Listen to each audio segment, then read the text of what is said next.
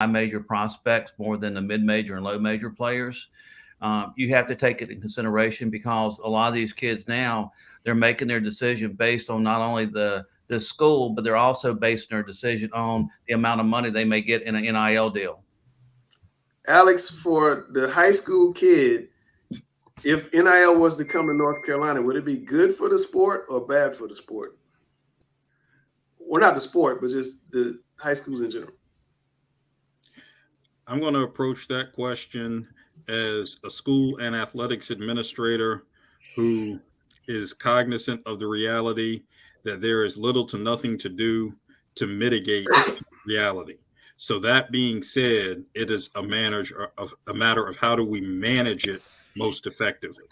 So that being said, the key is going to come in high school or education-based athletic setting versions of what Kevin is doing, extending that partnership into the schools, beginning at the state association level and cultivating partnerships through state associations and subsequently LEAs or local education agencies, so as to cultivate and proliferate an effective and optimized educational paradigm through these collaborations by which we can educate student athletes, parents and families, and educators throughout the school communities about the realities of NIL. One of the biggest challenges in the NIL landscape, and I can speak to this directly from my time as an athletics administrator, is the number of people in your school and greater communities who are unaware of the parameters governing NIL and thus the prevailing interscholastic athletics eligibility landscape. Education and establishing, cultivating, integrating, and proliferating an education paradigm for all of your stakeholders and constituents, student athletes and parents, educators, greater school communities, and making that a collaborative effort at the school, LEA, state association level is going to be imperative to navigate the landscape. The reality of the NIL is here. There's little to nothing that can be done to mitigate it. So let's collaborate, work together to optimize the integration of the NIL into education-based athletics to protect and create and expand meaningful, formative opportunities for the boys and girls of North Carolina. Gary, would NIL be bad if I'm the star quarterback at Shelby and Bob's Barbecue wants to give me free meal and put a little money in my pocket? Is that bad, or is it bad or will the other kids that don't get Bob's Barbecue and a little money in their pocket feel a certain kind of way? It depends on how mature the kids are. When you're working with high school kids, they believe in the concept of fairness. Everybody gets treated equally, and we know in the real world that's not the case. But when you try to be consistent as a coach in having the same expectations or demands on every player, but then every player doesn't get the same reward, that's hard for them to understand.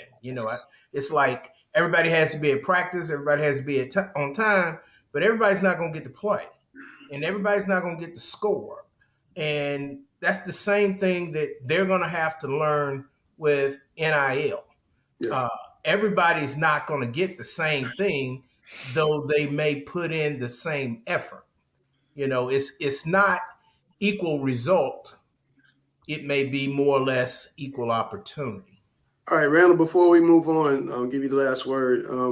You coach a lot of high-level basketball players, and I would think basketball more than any other sport probably be affected more by NIL because you have some really high-level kids in the state of North Carolina that could attract some pretty serious money. How will schools, kids, parents handle that if little Johnny's making 25, 30 grand from a Ford commercial or a shoe deal or, a restaurant, whatever it is? It's going to be hard. It's going to be hard to navigate, especially early on. Even at the collegiate level, there's certain teams where, you have one guy making X amount and another guy making X amount and then another guy making a little bit less than those two. And it affects the team. So you have to be very careful and you have to tread lightly with how we approach it. the good thing about it is you have some kids who, don't necessarily care or need it, but then you have some that really need it, and it could be super beneficial. So, you got two totally different ends of the spectrum. So it's going to be interesting, just that part of it, of trying to navigate through it and trying to make sure that it doesn't become more of a distraction and doesn't do more harm than good. Yeah, well, Kevin, you got a real, sounds like something that can be really informative for parents. Tell people how they can take it, come join and get some education on this subject. So basically, we'll be starting at 9 a.m. on Saturday, March 11th at West Charlotte at the new West Charlotte. We had an Eventbrite, but we closed it down, but we're going to open it back up just because of you, Langston. I'm going to do that for you. So the next 30 people, they email me at kevin@charlotteaces.com. Then we will allow them to register and they can participate. We have 30 slots that I'm going to let parents come in. It's for parents only because we're going to do another one later on in the year just for the kids, and it's going to be kid driven. We're going to have a lot of stuff to talk about. We're talking about branding, social media, all of that stuff, and basically we're going to try to keep these kids informed because it's going to get to North Carolina eventually. We lost some of our top basketball players to just because of the NIL alone. So this is something that is going to have to even the playing field, but it's also impacting recruiting in a way that we've never seen before because now schools are using the NIL to recruit players from other schools. And it's so brand new that there's not really a way that we can harness this because, players get word that, hey, if you jump in the portal, we're going to pick you up and this is what we're going to offer you. So that's going to be a whole nother story. Maybe later on in the year, I can join you guys again and we can do an update and talk about that because as you see. Now, it sounds like we could do a whole show on NIL, but again, hit Kevin up, kevin@charlotteaces.com, and you can get tickets to go to the event on Saturday at West Charlotte. I think it's a good thing, good community effort. Appreciate you, Kevin, for coming on, man. Best of luck, and definitely come back to the show, all right? All right. You guys, y'all have a go.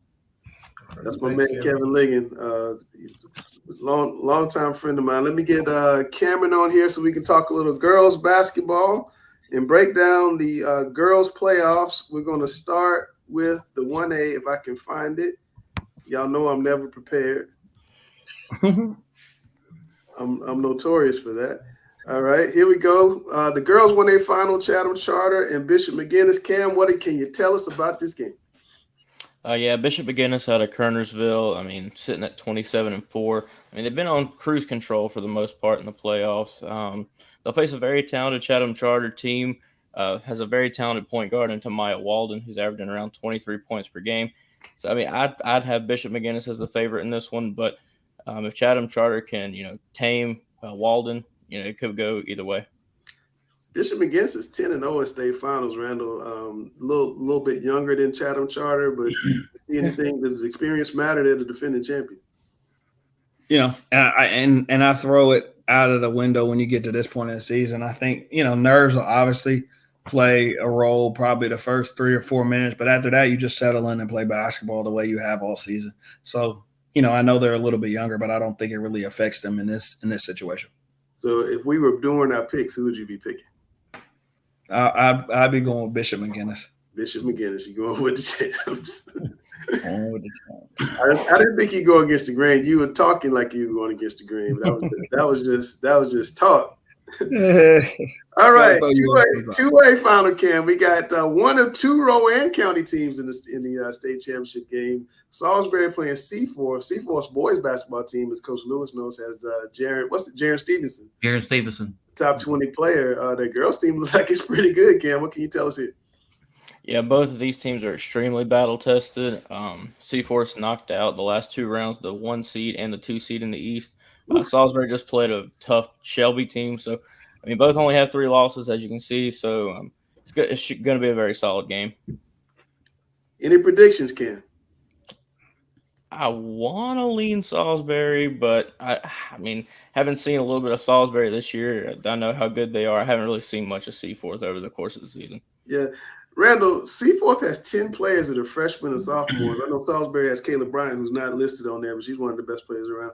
Yeah. And you better get Seaforth this year, right? Yeah.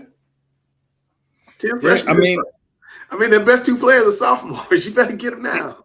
Yeah. I mean, you do got to get them now because they're bringing everybody back. You know, they're going to have everybody back. You know, the thing that's interesting about this Salisbury team is they don't mind guarding and defending, and they'll play ugly basketball. Yeah, 3 games in the 40s. Yeah. Yeah. I mean, they're not trying to beat you in the 60s or the 70s. Like, they are more than content, like you said, playing games in the 40s. And I think in a game like this, that's where things can get rough. You know, if Seaforth hits a stretch where they miss a couple of shots in a row and they start to hang their head for a couple minutes, you know, they're playing right into Salisbury's hands.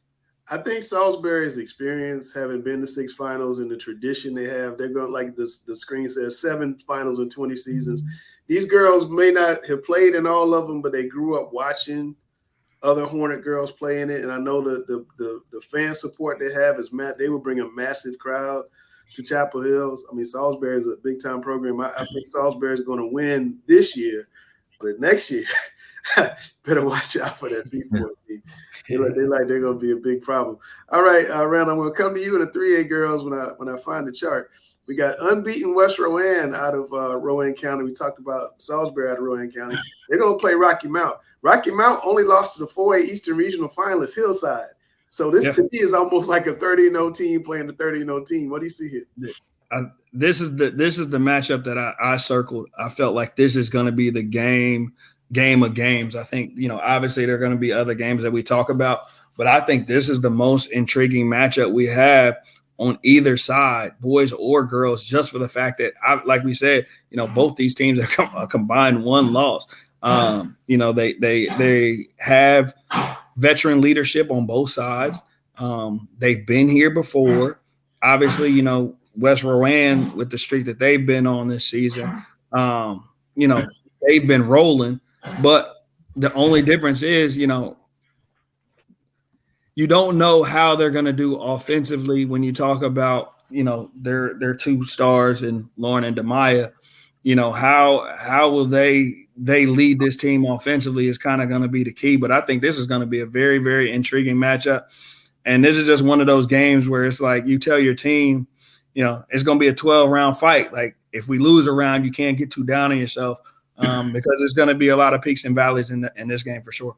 Rocky Mount's not in that area, Randall and Rick. I know we talk about naming Freshman of the Year in our All-Observer Awards, but goodness gracious, Kira Jones would be up for the Observer area Freshman of the Year. Those are some incredible numbers. Cam, you saw West Rowan Saturday. How impressed were you with them? I was just impressed with their resiliency because they got up to a big lead in the first quarter. You know, East Lincoln, a team that was previously unbeaten, came all the way back, took a slight halftime lead, but then West Rowan really had a big third quarter. They have a really good freshman point guard, Tiara Thompson, I believe is her name.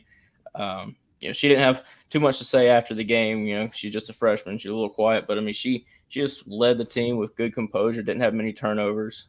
So I think, I would pick West Rowan in this game. All right. Well, before we get to the 4A game, we had a chance to talk to both coaches of the 4A teams. They got a big matchup coming up with Panther Creek and Lake Norman. Panther Creek and Lake Norman both in their first state finals. Lake Norman's undefeated. With this group, when did you know that, hey, we can do something really special here? Oh, gosh. With the players that we have and just the group we had last year, we knew that we could do some special stuff last year. We had Allie Woodkowski, we had Madison Saunders, we had some big pieces then, but we also had a group of 5 freshmen. And we knew that once they got a little experience under their belt, got some varsity playing time, we're able to just develop under our system and what we really try to do.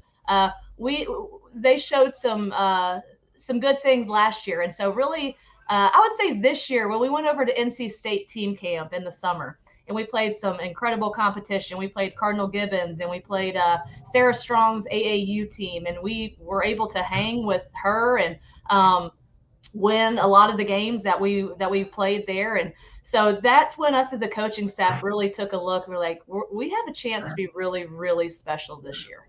All right. So my follow-up question is like, what game was it when you looked at it and you were like, we got a chance to run the table here? Oh, that's a tough one. Probably in our preseason scrimmages when we went over to Providence Day and we played Legacy. And everybody leading up to that was talking about how, hey, this legacy team, they're legit, man. And so I was like, oh gosh, so we were a little nervous to play them. And we went in there and we hung with them the whole time and ended up winning that game. And so I would say that was about the time that we were like, we're good, and I think we might be a little bit better than we anticipated being. So I would say that would be the game that was like, all right, well, we got a chance to do something really special this year.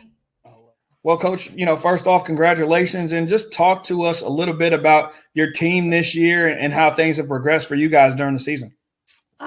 We brought everybody back from a team that lost by 1 in the Elite Eight last year.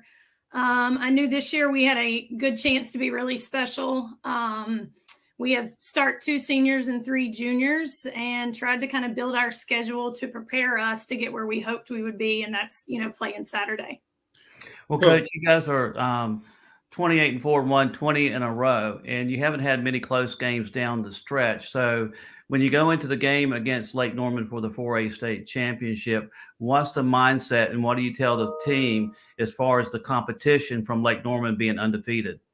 Yeah, Lake Norman brings a great squad. Their point guard's tough. They've got 4 great shooters around her as well. And, we're going to do what we do.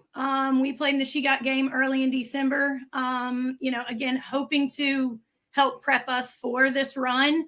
So we've seen some good point guards. We've seen some good shooters. And I think we're going to stick to our game plan and, do what we do that's brought us here. We're not going to change a whole lot this year or this week. We're going to break down some film. We're going to, lock in on some things that Lake Norman does. But ultimately, we're going to do what got us here. All right, let's talk a little bit about this game. Alex, you've seen Panther Creek. What did they present as a challenge to Lake Norman? Panther Creek is a very formidable team. We all know about Taylor Barner. I'm going to go on the record right now and say that the X factor in this game is going to be power forward center Kirsten Smalls. She's right at 6 feet tall, and she's had quite a winter.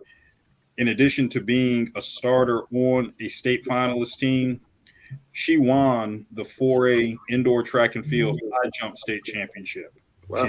She's a junior and should be in position for Division I opportunities in basketball and track and field. The thing that was most impressive about her on Saturday was her ability to control the boards and create second and third chance scoring opportunities for her team.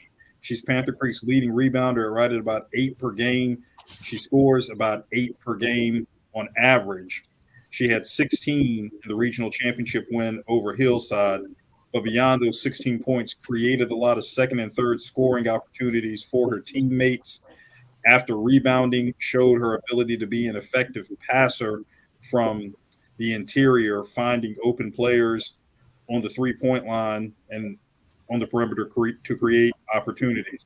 So if Panther Creek can control the boards, what it did in terms of creating second and third scoring chances against Hillside, if they can do that again against Lake Norman with the leadership of the likes of Kirsten Smalls inside, then the Catamounts should be in good shape. The key to this game, I think, Lake Norman's not a big team. I think Kirsten may be their leading rebounder, but you got to handle their pressure. And if you can't handle their pressure and they speed you up, you can be in a world of trouble. This Panther Creek team, though, unlike a lot of teams I actually see from Wake County, has played a really, really tough schedule. They played a lot of national teams. They've only lost once to a North Carolina team. They lost to Apex Friendship, and they came back and beat them by almost 40. This team's ready, right? They're ready to do this. Absolutely. If you remember, Apex Friendship was last year's 4A state finalist. Yes. That conference is absolutely wicked with the likes of Panther Creek, Apex Friendship, and Panther Creek was tested in the first round of this year's state playoffs by Green Level, another conference rival, right, who was in the mix last year and in the mix again this year, and it's tough to line up against the team 4 times. So Panther Creek is very battle-tested per its own conference and some of the other teams that it saw in non-conference competition, and then having to go through a very, very formidable Hillside opponent like the Catamounts did on Saturday, and showing that they could play and win a game where they didn't shoot lights out or anything, and Hillside was able to take away a lot of half-court three-point shooting opportunities, but the ability of Panther Creek to control the boards, create second and third scoring opportunities, and go from there will give them a chance always. Yeah. Gary, you've seen a lot of Lake Norman. They're in the big game. You've been thinking all along they get there. What do you think is going to happen when they get to Chapel Hill playing that big gym for the first time? I don't think it will have an effect. You know, I think we kind of text Saturday. I think it was Rick I was texting with about the size of the court. And Providence had a college-sized court. And I don't think that will affect them. You know, both teams have to play in the same gym with the same backdrop. They have found a way to win playing various styles. Man, zone, fast, slow. Kristen has seen all kind of defenses. You know, zone, man, boxing one. If I was coaching against her, she'd see double team, especially in the fourth quarter. She's not going to beat me. Sorry. Go ahead. What'd you say? I said I would be double teaming her. She's not going to beat me in the fourth quarter. Somebody else is going to beat me. Yeah, that's easier said than done. She was doing the curly kneel on Saturday. I'm sorry. It's easier said than done. Gary, no. She was doing the curly kneel on Saturday. Yeah. You got to take the ball out of there. I'm sorry. Got to. Yeah, that's the goal of every team they play to get it. No, but you got to try. You got to. It's not the goal of every team because some teams didn't try it. I'm not letting some people. I'm just saying. I mean, I'm not trying to tell Danielle Sullivan what to do, but I'm saying if it's close at the end, she's going to take the game over. You got to deny her, but where she gets teams is offensive rebounding. Yeah. That's where she makes her bread and butter. She's already after the ball as soon as she lets it go. Well, Gary, not to interrupt you, but while I got you on your rant, today a certain all-district team came out, and Miss Kirsten Lewis was ranked 13. So she's got another game to play after seeing this. She's gonna be seeing fire. Oh yeah, this, you know, I not to discredit the kids that made first team, but it's a travesty for her not to be first team all district. I mean, to me, she's first team all state. Yeah. So she definitely got to be first team all district. But like I was telling you before the show, what tends to happen is they send out ballots to all the coaches around the state, and these ballots are collected. At least when I was coaching, they're collected prior to the postseason, conference tournaments, state playoffs. And so the votes have already been tallied, and her numbers have jumped off the page since conference tournament play started, as well as the fact that some coaches don't turn in their ballots in time. Cam, wasn't she like player of the week like 9 times this year or something? Am I missing something?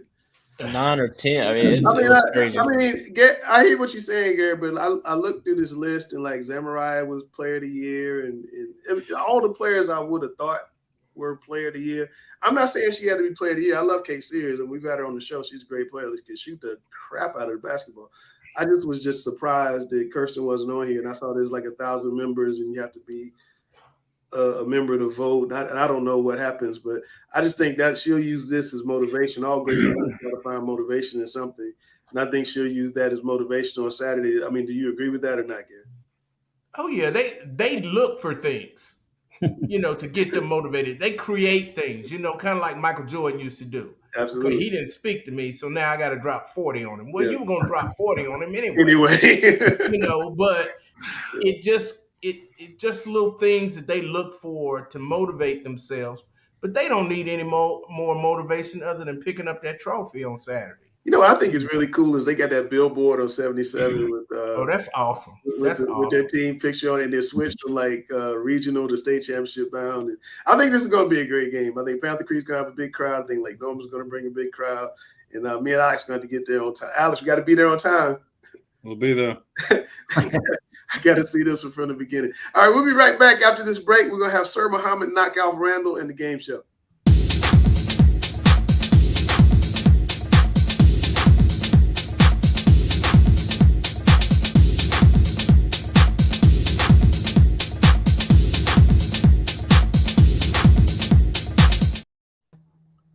All right, sir, I can't see you, man, but I see you.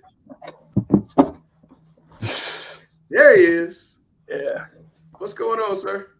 Not too much. Yeah. I meant that sarcastically. I meant like sir, like I would say anybody, sir, not sir like your name. Oh my God. Don't laugh at that, sir.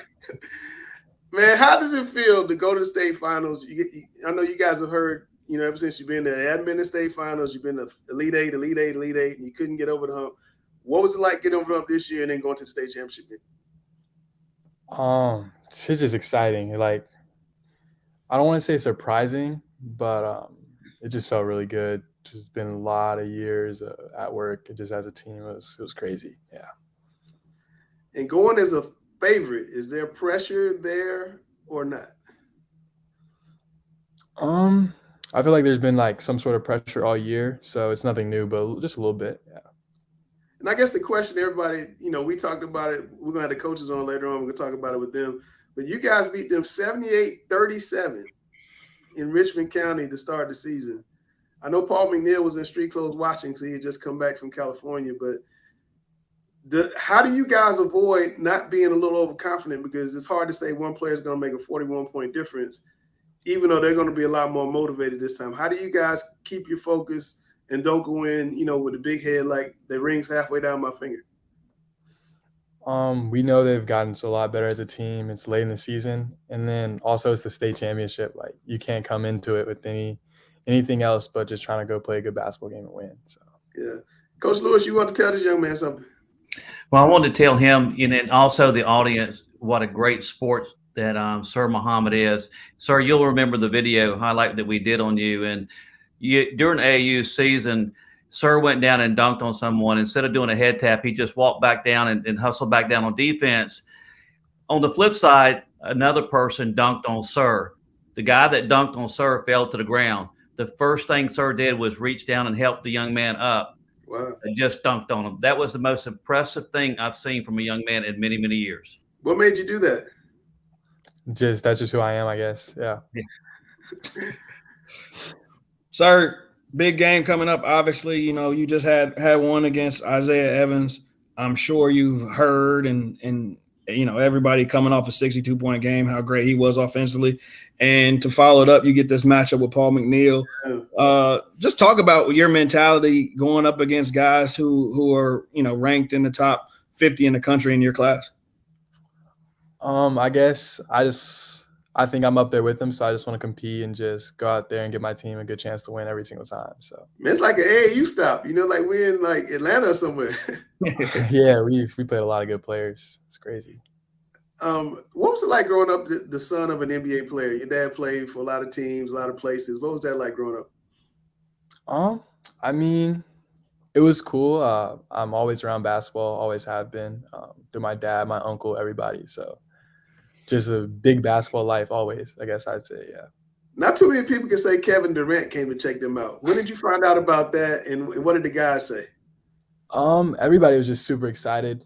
It was cool. One of the greats coming to your game and watching you play. We were all super surprised when we saw him walked in. It was crazy. So yeah. Did he say anything to you guys? He just walked in and waved? Yeah, he just walked in, watched the game. We were in warm-ups already, so yeah, we were all locked in. Was everybody like pointing at the KD up there? Yeah, our student section went pretty crazy when he walked in. Yeah, absolutely. Well, sir, I got one favor to ask of you. All right. You must beat Randall. Randall has this little win streak, and it's bothering me. He hasn't lost all season. That's bothering me. It's called undefeated, sir. No, it's not undefeated. He's had some ties, so it's bothering me. So Chelsea and Sammy are going to read questions. Chelsea's going to go first, and you had the first answer. There's one question on here you better get right. I'm going to try. All right. I got to play Randall's little theme music because I'm contractually obligated. I'm Randall Clark. I am not Sam Griner. You will not beat me on the game show.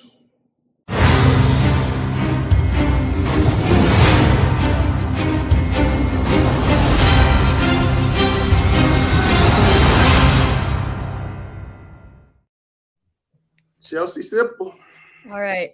The ACC tournament begins Tuesday. Which of these places has the tournament never been played in? A, the Omni, Atlanta, Georgia. B, the Smith Center, Chapel Hill. C, Reynolds Coliseum, Raleigh. Or D, St. Pete Times Forum, Tampa. Sir, let's start off on a good foot. What you got? Shoot. The Omni. The Omni. What you got, Randall? I'm going D, St. Pete Tom's Forum. B, the Smith Center. We are still tied. What? Yeah. I'll live with that. Now, I was wanting you to get off to a good start. I wanted you. This is the one you cannot get wrong. Sammy.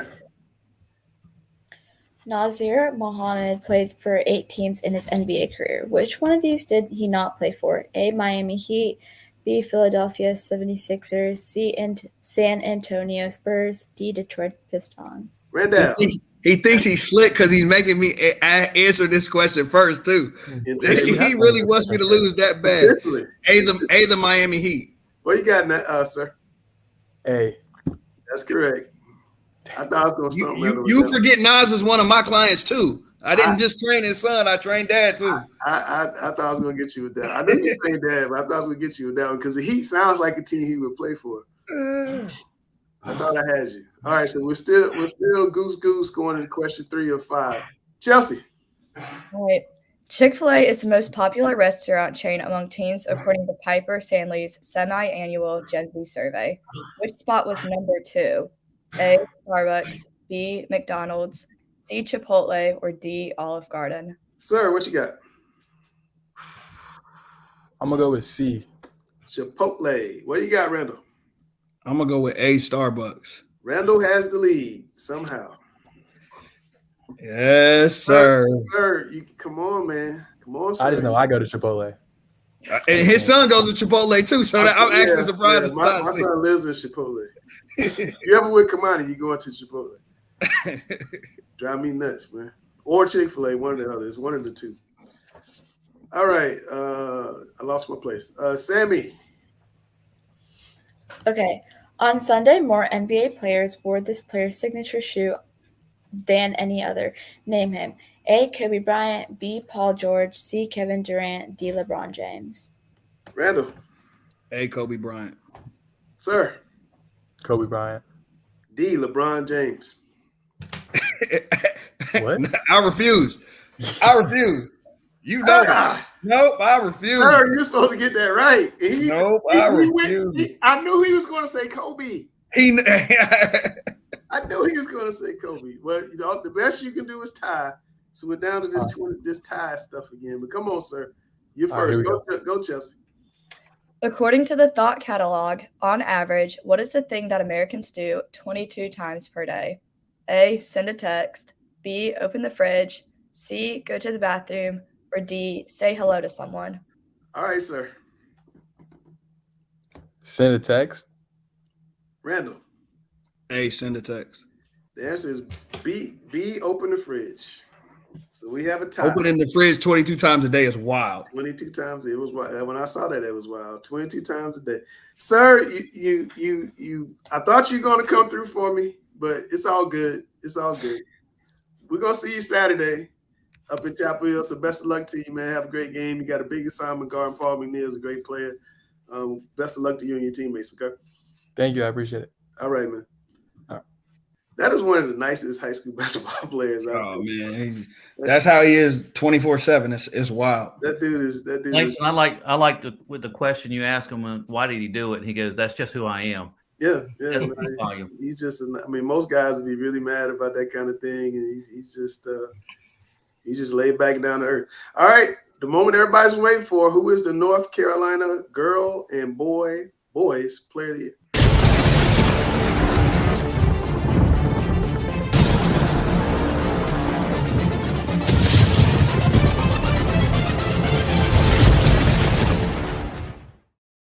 All right, let's start with the girls. Randall, tell us about your 3 finalists and how hard was it to come to one? It was really hard. I mean, obviously we take winning into account. We look at numbers. We look at who you played. And I think all these ladies checked a lot of boxes. They played tough competition. They led their team. Obviously, you got Kirsten and is still playing. So you're in the final. So it was this was one of the tougher years. I think in years past, last year, India Navarre, kind of a no-brainer. Sanaya Rivers a year before that, kind of a no-brainer. This year, it's kind of – I was back and forth a lot, and then it got even tougher. Compatriots on here disagree with you for a little bit. Huh? Yeah, some of your compatriots on here disagree with you. Oh yeah, there's a couple of people on here who are not happy with who I chose as my winner, and I'm okay with that. I actually it kind of made me even more confident that I made the right decision with them arguing with me. But no, it was, to be honest, it really was a difficult decision, and it's not just me talking. But at the end of the day, when I look at, the lady that I chose, they played a tough non-conference schedule. She won a lot of tough games. Who was it, Randall? Stop with the dilly-dally. Who was it? The winner of Miss Basketball 2023, Miss Sarah Strong from Grace Christian. Y'all crap. And, 23 points a game, 14 rebounds, 4 steals, 3 blocks, 4 assists. I mean, she's, 2 steals. She's an all-around stat stuffer. And she's a kid that you have to game plan for. She's gonna play inside. She's gonna play outside. You heard Coach McKenzie mention having to play her in the summer. She's just a really tough guard. And I think, the thing that sticks out to me is when you talk to the kids and they say, you ask them who's the best player you had to guard or who's the toughest person you have to guard. Especially when you talk to other forwards around the area, the first name that's going to come out their mouth is going to be Sarah Strong. No, it shocked. I didn't really know who Sarah Strong was at the beginning of the season, but we had 5 of the best players in our coverage area all get together. And that question was asked, and 4 of them said Sarah Strong. And I was like, who's this Sarah Strong? And then Randall started telling me. But it was Chelsea had a chance to sit down with Sarah last week. We're going to run that video for you. Here's Sarah Strong, Miss Basketball, North Carolina 2022-2023.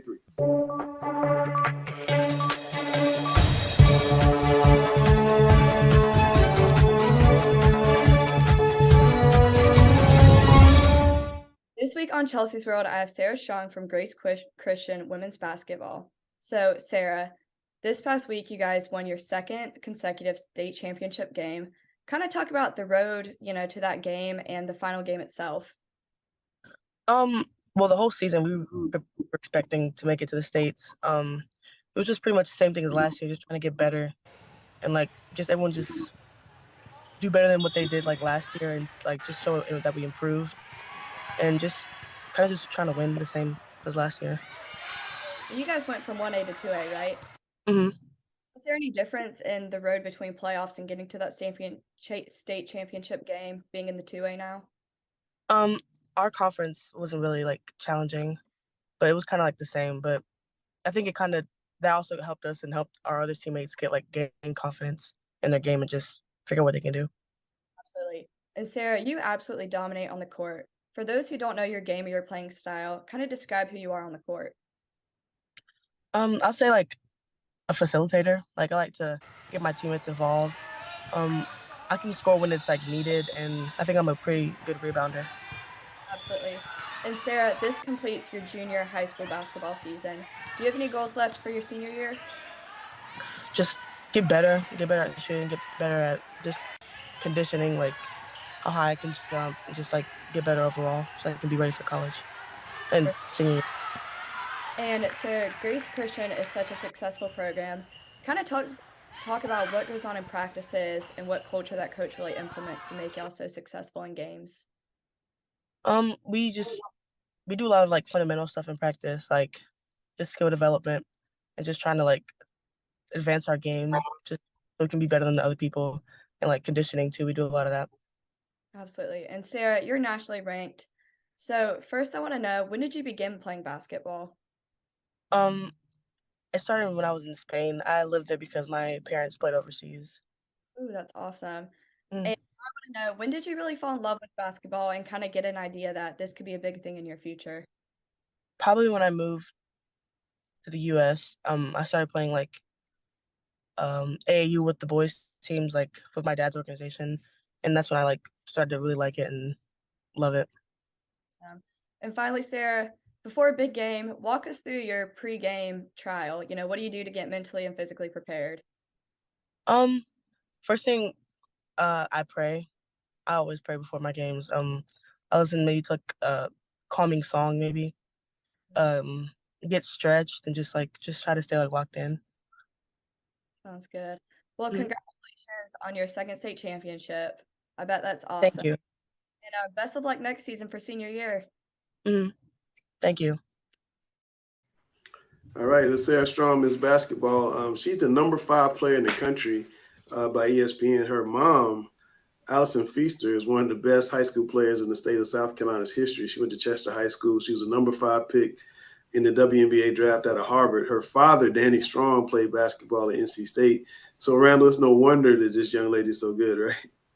I mean, the funny part, and we watched that last week, and I missed it. The part where she's like, I can score when I want to, and she's being totally honest. Like, she is a facilitator. She's definitely a pass first kid.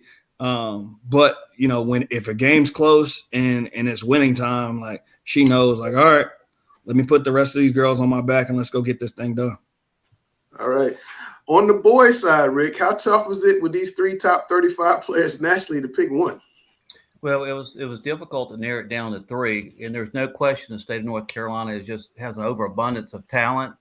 And if you just look at the last 247 rankings for the class of 2024, we had 10 players ranked in the top 80. So to narrow it down to 3 was difficult, and every one of those players that was in the top 80 were all instrumental and had a lot of success for their team and led them to a team success. But at the end of it, we narrowed it down to Isaiah Evans, Jade Mustoff, and Drake Powell. Those were the 3. I thought those were the 3 that was the most instrumental in leading their team to a state championship contender. All the players had impressive resumes and instrumental success.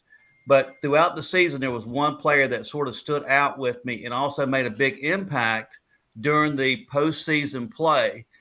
This young man had 27 points average. He averaged 7 rebounds, 4 assists, 2 blocks. He had a 62-point game during the state playoffs. His ability to single-handedly carry his team, not to mention he plays with confidence. He plays with a certain edge. He's a tough shot maker. And simply put, he has the it factor. This year's Mr. Basketball is 6'7" junior Isaiah Evans of North Mecklenburg. Props to the young man. I got some news for you guys. Breaking news. Duke has just offered Isaiah Evans 2 minutes. Oh, wow. 2 minutes ago, they offered Isaiah Evans. So I think in 2 minutes before we get off the air, he might be committed. I'm just saying. That's actually so amazing. Yeah. So they just offered him. Kentucky called about him this afternoon. Go ahead, Rick. I want to preface something else, and this all the young men out there that play high school basketball. Listen to this. Isaiah Evans played JV basketball his freshman year. Played JV basketball. He stuck with the plan. He didn't deviate. He didn't pout because he didn't get the plea on the varsity his freshman year. And look where he is today. He's currently ranked number 10 in the country by 247 and just picked up a Duke offer by just playing it out and just believing in the process. Pretty special. Well, guess who Sammy sat down with this week? Tell us about it, Sammy. I actually interviewed Isaiah Evans. He is literally Mr. NBA here. He's amazing. And it was very hard trying to get him, trying to get a hold of him. And I finally did. And I think the interview went pretty well. All right, let's drop that.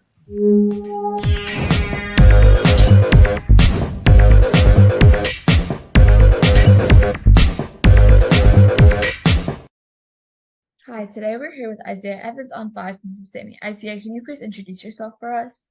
My name is Isaiah Evans. I go to North Mecklenburg High School. I'm 6'6" junior. Yeah, that's me. And Isaiah, you are Mr. Famous here. You recently played Chambers, and the score was 105-92, and you guys advanced to the Final Four. You're truly NBA talent here. Tell me how you got yourself up to this kind of position. Just waiting my turn, putting my time in. You know what I'm saying? Keep my head down. Not really worrying about my peers and what they're doing. Worrying about myself. You just scored your career high 62 points against your rival Chambers. What does it mean to you to be able to achieve this against your biggest rival? I mean, obviously it means a lot. You know, it was a crucial playoff game. You know, had to win to get to the Final Four. Sold out game. You know, obviously Chris Paul held that record for a long time, and he's well respected in the North Carolina area. So being able to, you know what I'm saying, win that game means a lot to me while scoring that many points. Yeah, and you played on JV in ninth grade, but you recently were ranked number 10 in the country by 247 Sports. How hard did you work to get to the place you are now? I work really hard, you know what I'm saying? And I feel like playing JV is not a bad thing, especially when you go somewhere like North Mac, who always has a good team. But at the same time, being on JV, having to play those older guys with a JV team, it helped me create that dog mentality, like, you know what I'm saying, just being able to go get a bucket, playing for like, you know what I'm saying, being in tough situations, because, you know, being on JV, playing against a varsity team, you know, that's tough. But it helped me kind of have that tougher playing style. Are you planning on playing in college, and is there any certain team you'd like to play on, and what is your goal to be able to play on that team? I do plan on playing college ball. I just want to play for a team that's gonna let me play my game. Is gonna play fast, high energy, you know what I'm saying, really talkative, stuff like that.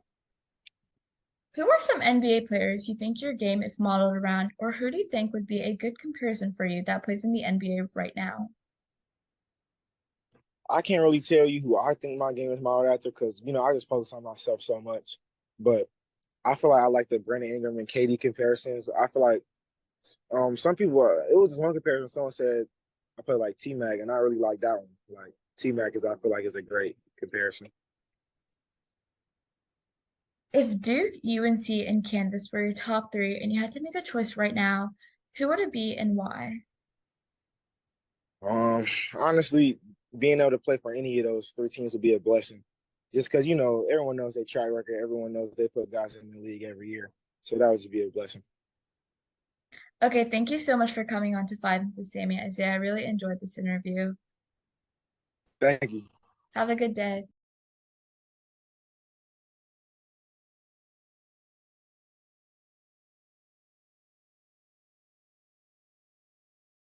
Sammy tried to put the pressure on that last question. You had him squirming a little bit there, Sammy. No squirm. Sammy, I think you've done such a great job. You joined us in mid-season. You hit your stride. You learned from the best, Miss Chelsea above you. So can't wait for you to come back in the fall. You are coming back in the fall, right? I am, yes. So can't wait for you to come back in the fall and tell people how they can get on to 5 Minutes with Sammy and be featured on your spot. To be on Five Mrs. Sammy, just text me on Instagram, Twitter. I will answer you. Always active.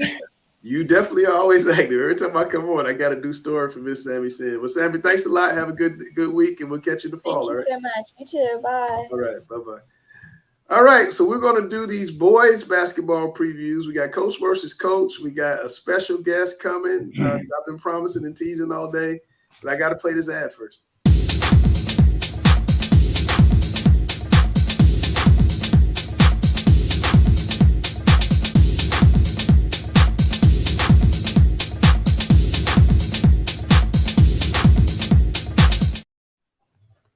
All right, we're on the boys 1A final. Cam, we got Wilson Prep, Eastern Randolph, two hot teams.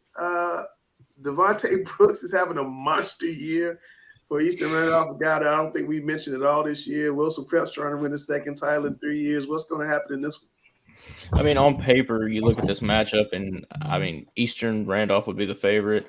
I mean, you mentioned Devontae Brooks. I mean, I was watching a little bit of his tape earlier this afternoon. I mean, he put it best. He is an absolute beast. 24, almost 12 rebounds. So, I mean, like I said, on paper, it's Eastern Randolph's to lose, but I mean, Wilson Prep does have three guys averaging double figures. They're really good on the defensive end, but I mean, it's hard to stop a team like Eastern Randolph who puts up 82 a game. Yeah, somebody just gave us the unhappy face. We said something that upset somebody out there. Just, make a comment so I know what you're saying. Comments, I know what you're saying. Just put a comment down. And whatever you're looking at, make a comment so I can understand what you're mad about. One thing, Lance, I want to mention about Wilson Prep, their coach. Okay, go ahead. They're coached by Anthony Atkinson, who was a former Globetrotter, but also he played on that college team down in Eastern North Carolina Division III that had one of the greatest comebacks in college history when they were down like 10 points with less than a minute. But if you look at Wilson's Prep's record, and I want to make sure I quote all these right, they lost to Farmville Central twice, which no harm in that. How good Farmville Central is. They lost to Greenfield, which is another powerhouse in the eastern part of the state. They lost to two out-of-state teams that were very good, and also to Apex Friendship. And 4 of their top scorers are all juniors, and they have 1 senior. So I think when you look at Wilson's Prep, you look at their record, it's a little bit misleading because they did something a lot of other teams want to do. They wanted to play a very tough non-conference schedule to prepare them for the state championship run. Yeah, now I think you're seeing more teams kind of adopt that mentality. It was kind of always a Charlotte thing, and now more teams are doing it and starting to kind of level the playing field a little bit. They're taking on the advantage Charlotte teams used to always have. This 2A final is really intriguing to me. I think it's one of the better finals of the day. Rick, I have to ask you, Farmville Central only lost 1 game, lost to Don Bosco Prep, and Dylan Harper is one of the best players in the country, and they lost like 79-74. It's on the screen. Why aren't they getting more national attention? And I'm stealing a little thunder from a man on Twitter, but why are they not getting more national attention? I think they're just a small Eastern 2A school that they just don't get a lot of publicity on a national level. And you look at, like, for example, Larry Williford. I went back and looked at, he's won like 4 or 5 state championships. He won it in 2016, 2019, 2020, 2021, and he lost last year.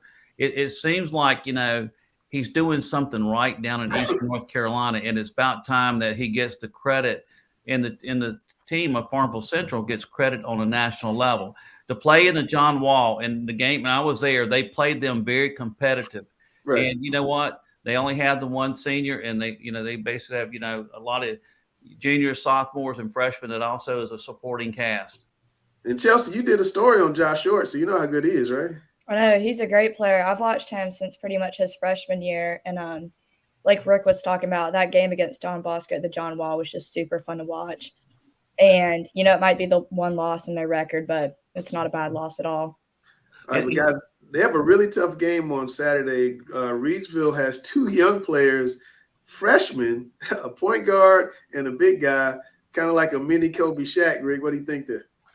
Well, the other thing that's unique about Reidsville, these 2 guys also play football, and they lost in the state championship. So they've been to a state championship before. Deontay Neal is probably the best point guard, is one of them, I should say, in the freshman class in North Carolina. He's smaller, but he is super quick. He's heady, great basketball IQ. Keandre Harrison is 6'8". He's a load inside. He's already picked up a football offer from Alabama. But if that young man decides he wants to play college basketball, he'll probably be a high major prospect there too. What we have here is a team that are mirror each other in defensively. Both of them like the pressure defense. Both teams average 79 points a game. The thing for Marvel Central is they have 5 players that average in double figures. So they're a little bit more balanced, whereas Reidsville counts on the 2 freshmen more than anybody else. Right. I think this week, Alex, in Chapel Hill, it's very rare when that top bowl gets fans in it during the state championship games. I think this week in Chapel Hill, that top bowl is going to see more than its fair share of action because the girls' games, the boys' games, all feature huge fan bases. Do you agree with me, first of all, and then what do you see in this game? 100+% agree. A landmark moment for North Carolina high school basketball in the state championships occurred in the Smith Center in 1992, and that's when West Charlotte defeated Kinston by 2 points, and the Kinston star was a junior named Jerry Stackhouse. That game was, at that point in time, arguably the most attended game, spectator-wise, in state history, or one of them at the very least. No, I was there, and it was packed. And I was there too. And I think we're going to see something comparable to that. But to the point that Langston just made about the upper bowl getting its fair share of activity, you're dealing not only with looking back at that history that West Charlotte made in 1992, and then you move ahead to the 1998-99 season with the West Charlotte Lions, arguably the best public school team that we've ever seen in the state. And then you move ahead to this year with an opportunity for a Myers Park playing in a state trying to get a state championship for the first time in 57 years. The fan following that's going to come from 2400 Colony Drive as the Mustangs chase that same type of greatness that West Charlotte achieved. Richmond County, the whole county is going to come. We all know that. You remember when it was news when Raider football did not play in front of 10,000 people. It was news when they didn't have 10,000 fans. So you know the whole county is going to come. I am parked 2 miles away from the Richmond Stadium because there's no parking. I had to walk all the way. And that is believable. Reidsville, another great sports town. Obviously, we're very aware with the football tradition of which Deontay Neal and Keandre Harrison are part of already, even as ninth graders. So great dynamic in that town. You think back to when the Rams played in the Smith Center and won the 1994 3A state championship when C.C. Harrison, who went on to NC State, was the star of that team. Nay Brown, who played football at UNC, was the star of that team, was on that team as well. So you bring Reidsville into the mix there. Farmville Central, as Coach Lewis alluded to, with the 4 state championships and 5 double-figure scores, they're going to be there in full force. Panther Creek, like the Panther Creek girls, like we talked about earlier, Lake Norman girls with the run that they've had. So put all of those things together. 100+%.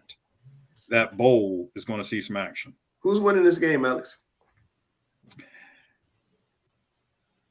I think Reidsville has not seen a team with the 5 double-figure scores that Farmville Central has.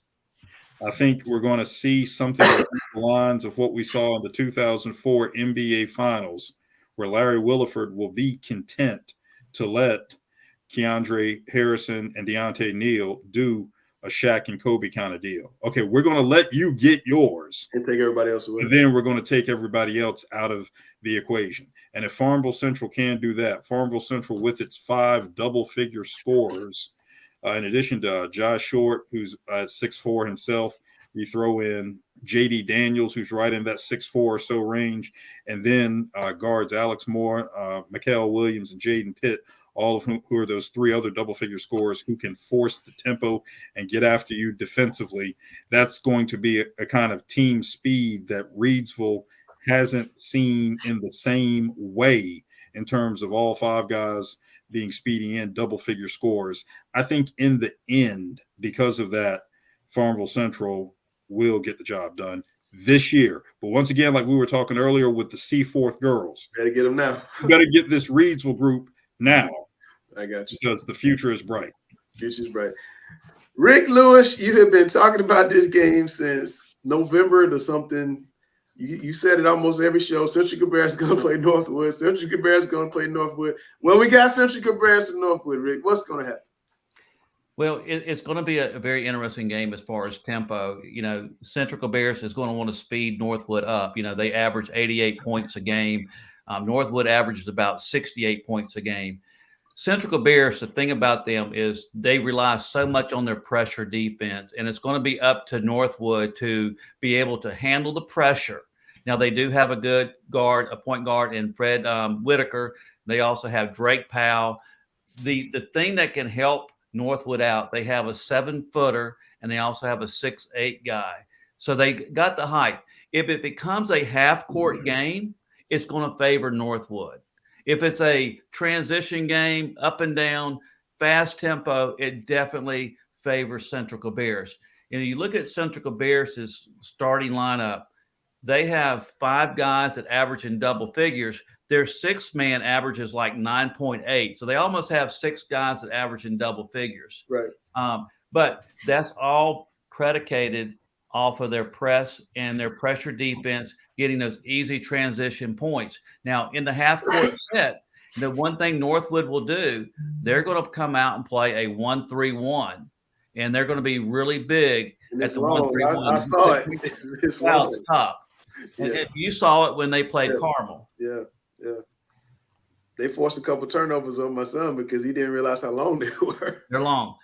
It's just going to be a situation who can control the tempo, and whoever can control the tempo or force tempo, the advantage there. But now, Rick, you talk about size advantage, and Cam, you saw West Charlotte play Central in the semifinals. West Charlotte had 2 6'10" dudes, big size advantage, but Central, I don't know his name, but Central's 22 out rebounded West Charlotte's bigs, but he did a really good job. How were they able to rebound being so small? What are they doing? Was that directed to me or Rick? You, Cam. You saw him play the other day. Okay. I mean, well, they double all of West Charlotte's big men. I mean, they put 2 guys on them. They box them out, and I mean, Central's very athletic. I mean, they might have a smaller lineup, but they are very athletic and can out rebound just because of their sheer athleticism. Well, they do a great job when the shot goes up. They box out. They work on that, but they box out, but they all crash to boards. And the thing about it is, it's in their DNA. The way they're coached by Coach Baker, they just have the DNA that when the ball goes up, they're going for it. If there's a loose ball, they win those 50-50 basketballs. They just do. They just have that knack of out hustling you during the course of the game. It's going to be an interesting game. I've had these 2 teams, number 1 and number 2, all year long in the 3A, and it's going to be a great game, and it's going to be a fun game. I think, Rick, it kind of comes down to, can Northwood not lose their cool? If Northwood can stay patient, slow down, and they play a little slower, but slow down and don't try to dribble. When you see the lane, it looks like you can go, and it's kind of a mirage that you can go, and you start going, you get trapped. They can just slow down and get it to the late stages, because if they get it to the late stages and they give Drake Powell the ball, you can't take it from him. But that's the most important part right there. Drake Paul. Mustaf was one of the best defenders in North Carolina. I might say the best defender, on-ball defender in North Carolina. He could not stop Powell. He doesn't. Drake Powell doesn't turn the ball over. Does not turn the ball over. That's what it comes down to. If, like you said, that they slow the game down, but they just can't turn it over. They got to get to the late rounds. They got to get to the late rounds. Yeah, they got to get to the late rounds. But the thing is, put the ball in Drake Powell's hands because he doesn't turn it over. And I think that's going to be early because they'll be tired. I mean, you want to be able to give it to them third, fourth. I understand that, but see the difference for Northwood is Northwood, like Coach Rick says, they're going to be able to see over the top of this zone. This is size that I don't know if Central Cabarrus has seen this year. So if they stay patient and don't let Central Cabarrus speed them up, and they use their height to just see over the zone, get to the half court, and execute their offense, as long as they don't turn the ball over, that's the biggest factor. All right, Cam, West Charlotte can see over the top. What happened? Central did what they do best, and that's turn people over. I dare say Powell has more than 3 turnovers. Central they're so fast. I mean, you don't even see one of the Daniel twins come up behind you and just rip it away from you. So you can be the best. You can have the best ball security, but the way they play, it forces quicker, irrational decisions, and they will turn you over. I'll just say this, though. Drake Powell is one of the best big ball handlers I've seen this year. And if they can get to the late stages, close game, 3-5 either way, it favors Northwood. If Central Cabarrus has that double-digit lead as it gets to the third quarter, fourth quarter, Northwood's in trouble. But I think if they keep it close or have the lead and Drake Powell can control the game down the stretch, I think Northwood's going to win. So I think that's kind of how it comes down. But, Rick, you've been calling this game all year. Who's going to win this game? I'm going to put you on the spot.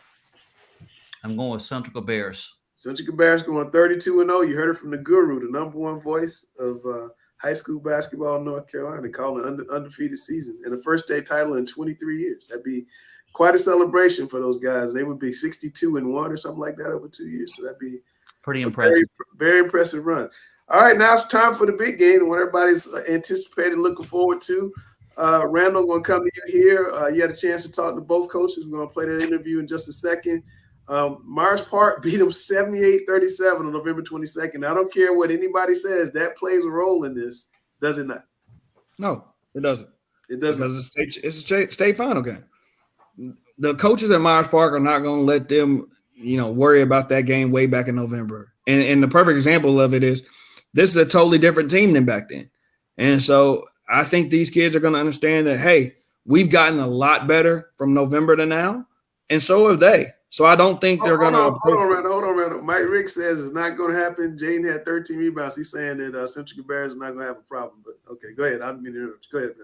No, you're good. I mean, I just think because of the difference, from November to now, like you don't really pay too much attention to that. Like, yeah, we beat them. They didn't have Paul, and that's actually what everybody's talking about. Everybody's telling them, "Oh, Paul McNeil didn't play. Paul McNeil didn't play. Paul McNeil didn't play." I don't think they're worried about the first game. I think they just hear all the chatter about how Paul didn't play, and that's going to be the motivating factor for them. So you think Myers Park gets reverse motivation? Rick, what do you see in this game? Yeah, I honestly think that's what's going to happen. It's literally a repeat of what happened last week. It's literally a repeat of what happened last Saturday. Rick, what do you think? I think Myers Park is the best 4A team in the state. You got, 5 guys that are over 6'3" that start in the lineup. You got 3 high major kids. Elijah Strong has come on strong at the end of the year. He's playing phenomenal. They just have too much talent. I think they don't get enough credit. I think they're very well coached. Watching that game against North Mecklenburg. You got 38 coaches over there. They should be well coached. I was very impressed. They're so good in the half court. They're going to, they score efficiently in the half court.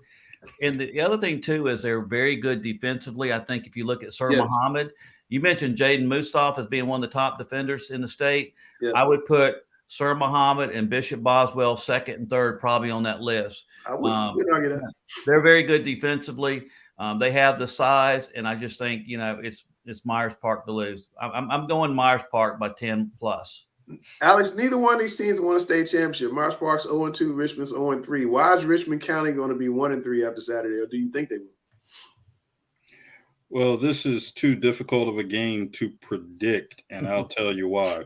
We've discussed how both of these teams are completely different teams from that November game. And beyond Paul McNeil, I'd like to mention a number of X factors for Richmond. Number one, Julian Cole, the 6'4" junior wing, has taken his game to another level. His ability to hit three-pointers in the half court and his explosiveness in the open court provides a Scottie Pippen-like dimension to this Richmond team. Also, along with Julian Cole, you have a bevy of guards, whether we're talking juniors, Javian Drake and Jamarian Wall. Jamarian Wall had 3 big three-pointers in the fourth quarter in the Raiders' state semifinal win over Holly Springs last Saturday. Javian Drake is a steady ball handler who also can hit the open shots and create opportunities with dribble drive penetration to draw defenders and kick the ball out for his open shooters. Jaden Hamilton is a 9th grader who has averaged just over 5 points a game for the Raiders this year. He's essentially a sophomore level player at this point in the game. So the emergence of Cole, Drake, Hamilton, and Jamarian Wall, and particularly Wall as an X factor like he was in the fourth quarter, has made this a completely different Richmond team. That being said, I will also acknowledge that, as we know, basketball is about matchups, and this game is a fruitful matchup for Richmond County. And yes, I know Cam's going to laugh at me for this. I'm going to make the 98-99 West Charlotte reference once again. that West Charlotte beat Laney 84-67 in the 1999 state. It wasn't that close, Alex. It was a 17-point game in the end because Coach Gosnell White pulled all his starters. That was a 30-point blowout. That game was never pulled all his starters. Had he not pulled his starters, Jason Parker would have broken the single game scoring record at the time. But Jason Parker dunked the ball so hard that the rim was vibrating 2 quarters later. That game was not close. But I say all that just to say that this situation on Saturday might be one of those situations where one certain outcome is not at all a commentary on Richmond County, but rather a commentary on Myers Park. And everyone knows what I mean by that. So let's just sit down and enjoy the game, enjoy how these teams have grown since their November meeting, and enjoy how they're both going to represent 2 proud communities very, very well, who are going to come out in full force Richmond, having been in the state final, the last time in the state final when Coach Donald Pettigrew played for the Raiders, Yes. Myers Park, looking for some history in 1957, and 2400 Colony Drive is going to be out in full force. So you'll see green there. You'll see the green from 838 US Highway 1 North in Rockingham. So let's just sit back and enjoy this. Well, I hear all that. And the reason why I'm so glad we have Gary Richmond on the show is because everybody else wants to like serve out these platitudes and niceties and all of that. Gary, what's going to happen when Myers Park plays Richmond County and Chapel Hill?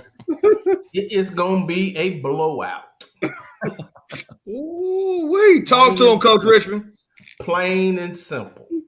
Hey, Let him know, County, Coach do y'all Richmond. have a video guy that makes clips? It will be a blowout. After what I saw Myers Park do to North Meck on Saturday, I am convinced because they play a total team game. I mean, they're not dependent on one player, two players. They put 5 players on the floor that can score, and they just go through their sets. And, you know, if you double somebody, they know how to hit the open man. They rotate the ball from side to side. They just play good basketball. They look like a small college team. Not a small Well, not college. necessarily They small. like a mid-major College team. A mid-major, exactly.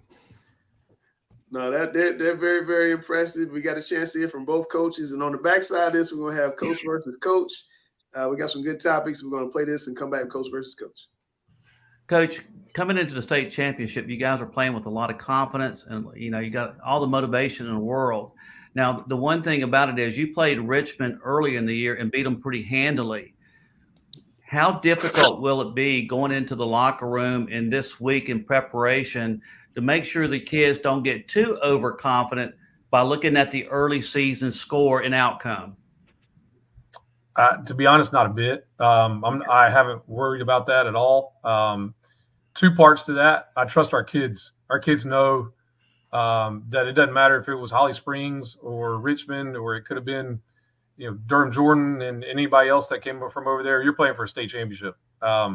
It's whether you played them or not, the chance to be able to go to Chapel Hill and finish off our season in that regard for the first time for Myers Park.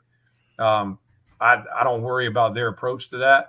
And you guys are going to help us a little bit because everybody in Richmond County is happy to remind us that Paul didn't play that first game. We've heard plenty about it. We heard about it that night because he had just gotten back to school that day. And to be honest, that was the reason we scheduled the game. I wanted the game that first year against them. And also, I mean, now AC Reynolds was a good one for us. It was a good one for them. But we had Paul and Raquise Passmore, 2 top players in that class. And both of them have been high seeds in the playoffs. They were great for us to play out of conference. So we're excited about it. I mean, it's the first game of the year. They will present totally different challenges than they did that night. I've watched a little bit of that game this morning, and man, we were excited to play. They were excited to play, but I think you got 2 totally different teams than you had that day back in November. I don't think that the game necessarily looks anything like that game that was played then. And you got 2 teams that are representative of really, really proud, tradition-rich communities that are going to be excited to play that night. And I really don't think that leads much into it for our young guys. If it does, then honestly, we're probably not as mentally tough and prepared to be in this position as I thought we were, and I just don't believe that's the case. I just want to talk to you a little bit. You played Myers Park earlier this season. You guys lost 78-37. Is there special motivation coming in, you know, obviously this being the state championship, but also the revenge factor of getting to play this team for the second time this season? Well, man, we go back and we about to break down film now. The coaches from the first game. Our first 3 minutes was amazing, and it was coming down. We weren't knocking down shots, and we got down on ourselves, man. But and I told the guys end of the game, I said, man, listen, we're gonna see them again, and we just had a feeling that we're gonna be here and they're gonna be there, man. So we just gotta, try, we're gonna be fine. We just gotta play our game, man. And I know they got better, and we done got better. So it's gonna be fun, man. And we're ready to play. We're ready for the challenge. We're ready for the challenge for Saturday. One last thing, Coach. You guys average about 80 points a game, so you guys like to use a lot of pressure defense and push the ball up the court. So I imagine you're not going to change anything as far as your tempo of the game.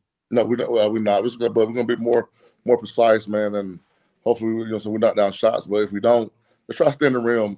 Our coach saying we're gonna miss shots, stay in the rim. Don't get that too down on yourself. The first time we played, man, we weren't knocking down shots, and guys holding their heads down, man. And I can tell it's part of the game. You still got to play, on the defensive end. And the last few weeks, man, defensively we were playing pretty good, man, and trying to be physical, man. And like I said, man, it's a big challenge for us, man. But we're gonna be ready for the challenge. All right, time for coach versus coach. Let's get started.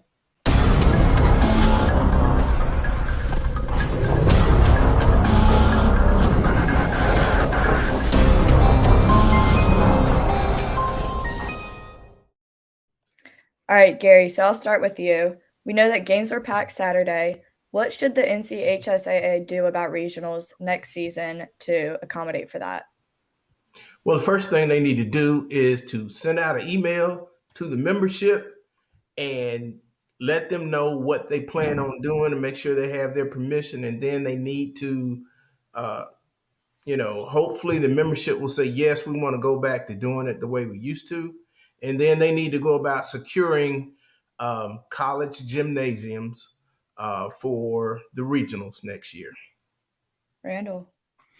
I agree. I mean, we saw it at multiple sites on Saturday.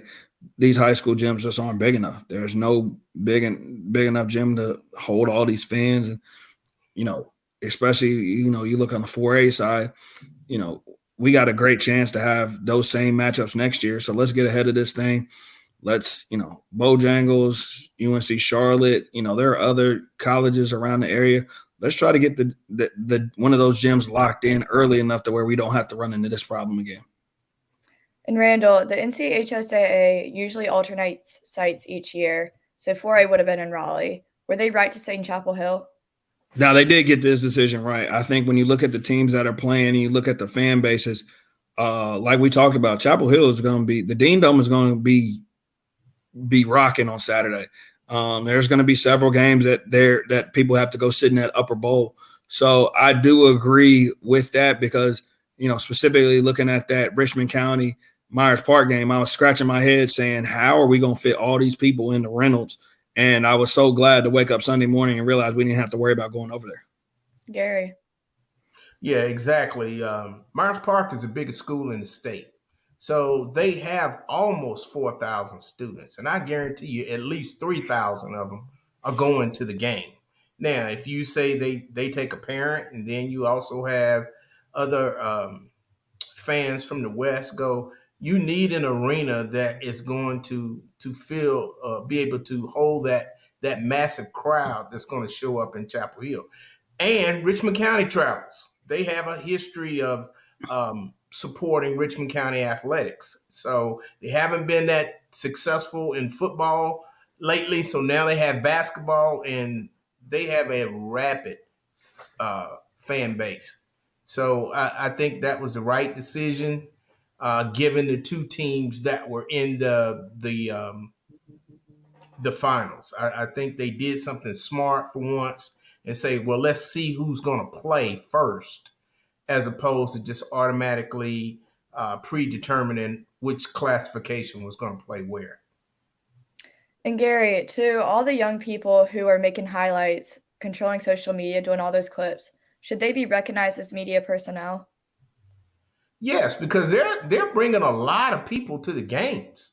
That's the least that the state or the school should do is if you have someone who's generating a lot of free publicity and generating revenue for the schools because their social media posts are encouraging people to come to the game, then the least you could do is let them come in free and have a seat with the media because they're the ones that are generating that interest. So yeah, they should be seen as media. There has to be a process though. You can't just have a camera and say I'm media. I think there are some schools that have done a great job in this. There are some schools that just incorporate the media, the social media people in just like you do a team manager. And I think that's awesome.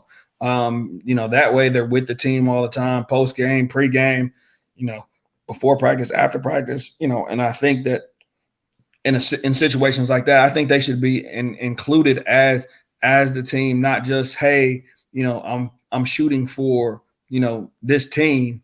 I think that as a coach, if you have somebody at your school that's willing to do that and do it for free, I think they should definitely be included in the media.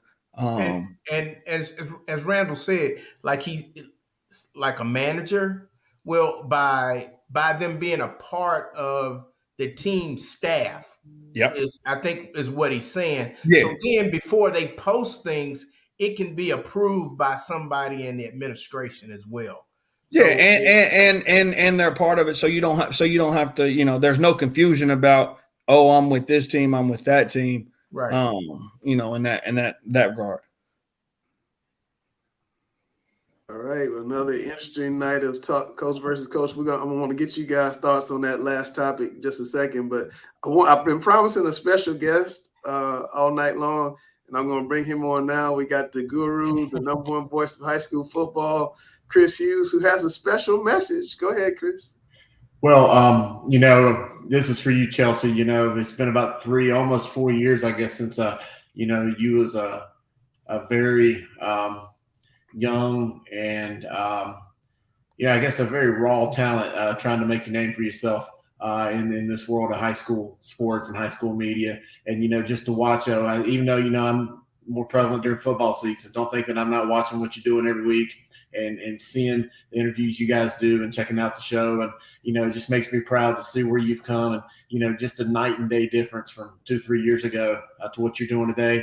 And I was just really proud of you and just wanted to come on here. Langston told me this was going to be the last show of the year. And, I just thought I had to come on here and kind of give you a proper send off and, tell you that it's my pleasure to kind of be the one that kind of got you through the ropes and found you a few years ago and then kind of helped get you started in this business. And, I know you're going to Carolina, and I'm looking forward to what the future's holding for you.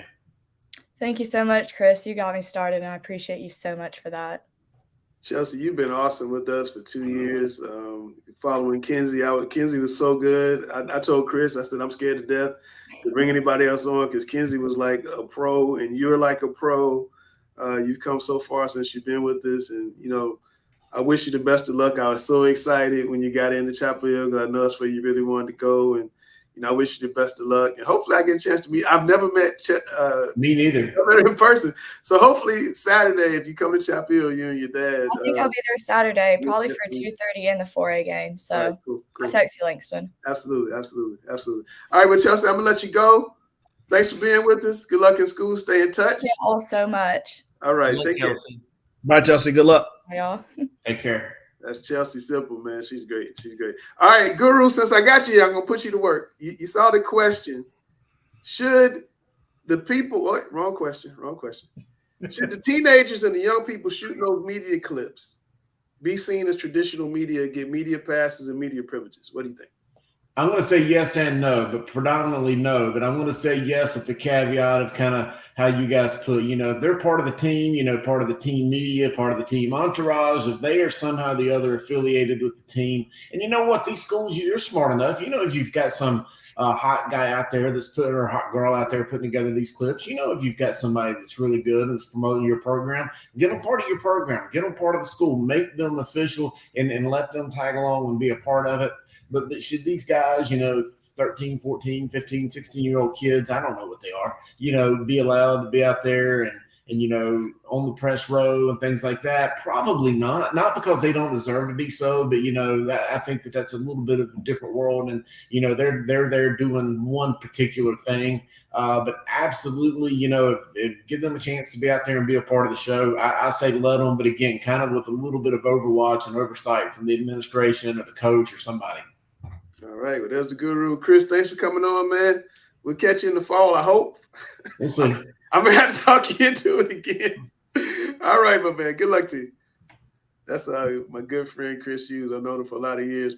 All right, so he thinks that the guys that are associated with the teams, like Chambers, media guy, should get the media pass. What about the guys who just go to games and have the Instagram accounts and do the highlight videos, should they get it, Rick? Should they be allowed to be media, sit on the bench, sit on the sidelines? What do you think? Probably not. I think you have to have some parameters and guidelines. We face the same thing when we host our scholastic events. The one thing that we look for is if the person who's doing it has a website, and if they have a website, we will then say they have a media. You get so many requests. I mean, we get 35 to 40 requests from people who want to do a little highlight. Right. Just 14, 15-year-old young men or women that want to come to our game and do that. And you just physically can't do that, because if you did, you'd have a whole baseline of nothing but these people just doing videotape at the baseline. Yeah, Kim, and one more thing, like, I think there are certain people that have earned the right to do that. If Shot Makers wants to come to your gym to film, like Coach Rick, got 10,000 followers on yeah, exactly. Like they've earned that right. Right. And so I think, I think in some situations, like he said, like they have the following to where, you are media. I think, well, Cam, tell us about the experience you had when you got pushed up the baseline. Yeah, the first North Mech and Chambers game at North Mech, it was, max capacity crowd and everything. But I mean, I get in there and I'm going to stand on the baseline like I do it 95% of the games. And I'm told by a resource officer that I can't stand there because it's already filled up. And I mean, I'm looking at all these people with cameras, and I was talking to a few of them, and one person was there. He's a 16-year-old student at Cox Mill just shooting clips. And I'm like, well, what is your purpose here? Well, that kind of goes to the comment we have from Chris Williams. If you can just let anybody in and everybody's media and everybody gets a free ticket. I think like they can't go to the ACC tournament tomorrow because you have to get a media pass. High school is a little bit different. I think high school is going to have to come up with some policies, and it's just another thing athletic directors have to do, unfortunately. But some policies to handle that. Alex, you're an administrator. What would be a good way to handle this? Yes. Okay. First off, I'd like to point out that the North Carolina High School Athletic Association has implemented a new policy this year for media credentialing at championship events, which will continue into the future, by which those classified as media are required to complete a background check, which is a very, very good safety mechanism. We can talk about that later. But what I would like to say now, speaking as an administrator and speaking as a journalist, the prevailing question here is, what value are you bringing to education-based athletics? And what do I mean by that? Take someone like everybody on this panel right here. Everybody on this panel has done tremendous work in documenting, telling, sharing the stories of the formative mission and triumphs of education-based athletics as represented by our young people and wonderful educator coaches. That is the value that can be derived.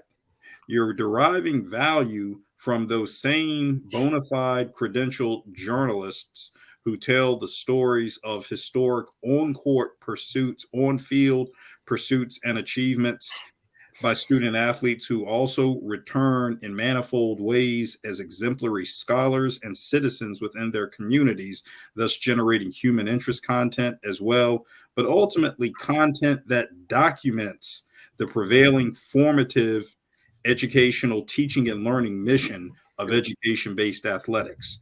That's the value to be derived. So if you can answer that question, then you can be in a position to be credentialed. If you're just in there shooting clips for who knows what, then I have to ask, who are you and what is your prevailing purpose, or what is your prevailing intention and means by which you seek to contribute to the formative mission of education-based athletics? Yeah. People who are shooting these clips just for the sake of shooting clips to get a free ticket and stand on a baseline. No, it's not just for the sake of shooting clips. They're making money. They're charging. Effectively being a poser and making money off of kids and not contributing to the formative mission of education-based athletics does not warrant you standing as bona fide credential media. I'm not against making money. I mean, media, we make money too, so I'm not going to sit there and be hypocritical, Gary. But I think the association policy is great. But what we're seeing in high schools is these kids are coming in, they're getting in, and they're on the sidelines, and they all have a camera. I mean, I don't know. What do you think? I don't know. Well, you should have to be able to get a credential to be on the baseline, first of all. Mm-hmm.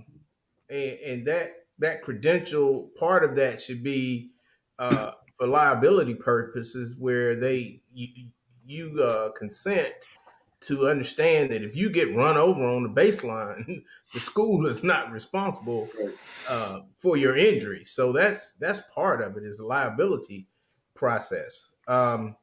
So I think you should go through a credential process, and I think the process should begin at the start of the season and not just for the big game. Mm. You know, that tends to be what happens. Is a person's like, well, I want to cover the North Mac Chambers game. Well, or I can't get a ticket to the North Mac Chambers game. Yeah, I can't get a ticket, but maybe if I cover it, I can get in. So that process needs to be, basketball practice typically starts November the 1st. Yeah. If you want to be credentialed to serve on the, to get a press pass, you need to fill out an application with not only the school, but probably the school system. But like you said, that's going to create work for somebody. More work for somebody. But I think it's a problem that has to be addressed. I mean, I don't know where it's going, but I just see an exorbitant amount of young people with cameras shooting video at games. Again, I don't really have a good answer for it. I just think that something needs to be addressed. All right, Randall, your final thoughts for the season. We're going to take it out. It's on you. It's been a great season, and I'm super excited for the state of North Carolina. The classes of 24, 25, and 26, we have some great young basketball talent that I'm going to look forward to watching in the years to come. I just want to take this time to thank all the other co-hosts, Coach Richmond, Alex, Coach Lewis, Cam, Sammy, and you, Langston, and Chelsea as well. Like, just thank you for being great every week and showing up. I've truly had a great time filming this show with you guys, and I can't wait for next basketball season already. It'll be here before you know it. Well, Cam, you did 2 seasons like Gary. You did football and basketball, so you're a trooper, and Alex as well. So I just want to thank everybody. It's been a great season. We'll be back in the fall. We may do a spring show. I'm getting pressure to do a spring show. Some of my football guys. We'll definitely be back in the fall. We got some surprises coming up this fall, maybe some show format changes. That is Randall, the #1 trainer I know. That is Gary, my frat brother and friend. That is Alex, the contrarian. That is the guru, Rick Lewis, the #1 voice of high school basketball in North Carolina. You saw the #1 voice of football just a second ago. We got them both on our show. I'm going to beg Chris to come back this fall. And Cameron to get the guru in training. I'm Langston. We are Talking Preps. We'll see you next year. Thank you.